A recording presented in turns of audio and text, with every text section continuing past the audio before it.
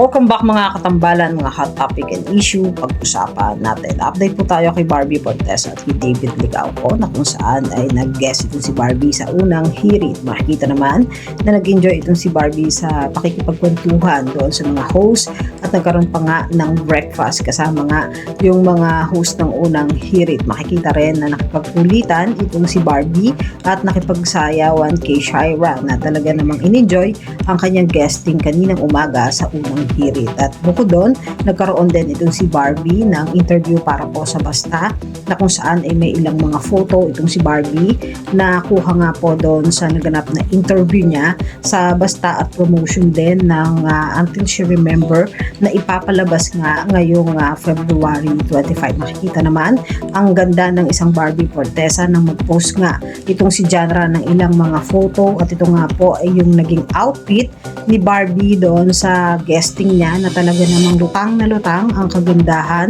ng isang Barbie Fortesa at talaga namang napakaganda doon sa bawat damit na kanyang susuotin. Samantalang si David Licauco nga po kahapon ay nagkaroon ng press con para naman doon sa Never Say Die na ipapalabas naman ngayong February 2 na pagbibidahan nila ni Jillian Ward na kung saan makikita na napakagwapo ni David ng rumampa nga po sa red carpet kasama si Jillian Ward. Latest post naman itong si David, makikita naman na nagwo-workout ito at kasama naman si Vince Maristella. Makikita yung ginagawang pag-exercise itong si David. Talaga namang napakaangas ng datingan ng isang pambansang Ginoo. Yan po yung mga update natin ngayon kay Barbie at kay David. Yung mga katambalan, ano masasabi nyo? Comment lang sa comment section at pag-usapan natin. Yan ang mga hot topic and issue dito lamang sa Tambalang JK.